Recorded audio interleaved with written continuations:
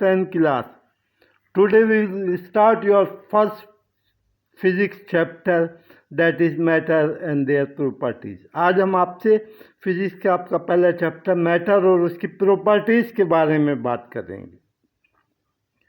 और मैटर और प्रॉपर्टीज़ में सबसे पहले हम आपको बताएंगे इलास्टिसिटी, लचक या इलास्टिसिटी क्या होता है।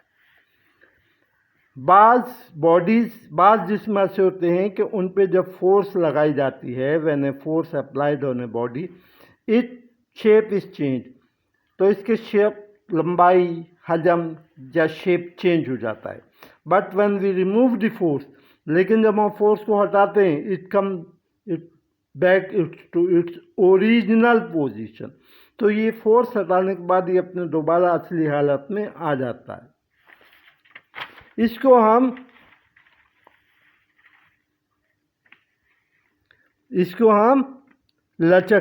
लचकदार बॉडीज़ कहते हैं। ऐसी बॉडीज़ को हम लचकदार बॉडीज़ कहते हैं। मिसाल के तौर पे रबर, अगर आप रबर बैंड को खींचें, if you apply the force on rubber band it will B stretch, तो ये लंबा हो जाएगा खींचकर। अगर हम किसी रबर बैंड पे फोर्स लगाएं तो हम खींचकर लंबा हो जाएगा। But when we remove the force it will be come back to its original length, तो ये दोबारा अपनी असली लंबाई में वापस आ जाएगा, एंड सो ऑन। लचक या इलास्टिसिटी की एक लिमिट होती है। अगर आप किसी बारीक तार से बने हुए स्प्रिंग को खींचें तो ये खींचकर लंबा हो जाएगा, और फोर्स हटाने पर ये दोबारा अपनी असली हालत में आ जाएगा। There is a limit of elasticity. For example, if we stretch a thin coil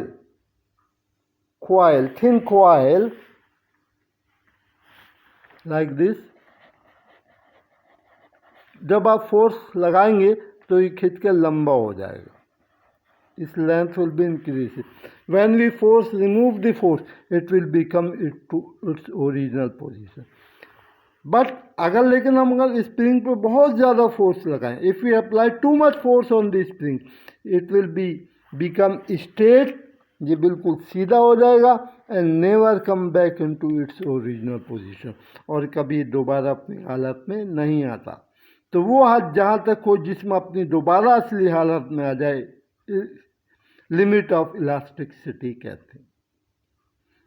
इसके बाद हम आपको दो और टर्म के बारे में बताएंगे, एक है स्ट्रेस और दूसरा है स्ट्रेन। जब आप किसी लचकदार बॉडी पर फोर्स लगाते हैं तो इस जिस्म के अंदर से एक फोर्स पैदा होती है जो कि जिस्म को दोबारा अपनी ओरिजिनल फोर्स शक्ल में वापस ले आती है, ओरिजिनल शेप में वापस ले आती है। When applied a force on A elastic body, internal force is produce which bring back into its original shape, और इस इंटरनल फोर्स को हम स्ट्रेस कहते हैं, sorry.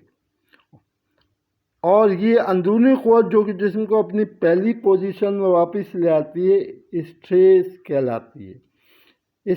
The formula of stress is F/A and it is represented by a symbol sigma. Stress को एक symbol sigma से जाहिर किया जाता है, और इसका फॉलो होता है फोर्स पर यूनिट एरिया, और इसका यूनिट होता है newton per metre square. Force का यूनिट न्यूटन और एरिया का unit metre square. Unit of force is newton and area unit is metre square, so its unit is newton per metre square, newton per metre square. And what is stress? Strain क्या होती है?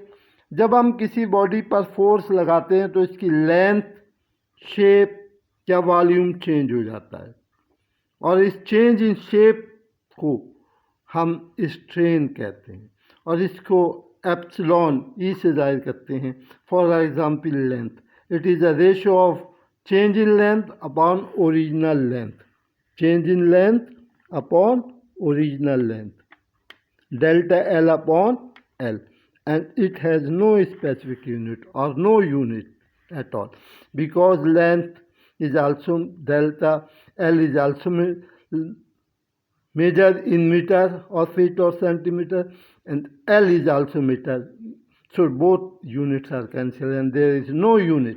दोनों का unit, delta L का unit और L का unit same होता है, ये कैंसिल हो जाते हैं, इसलिए इस ट्रेन का कोई यूनिट नहीं होता. Thank you very much.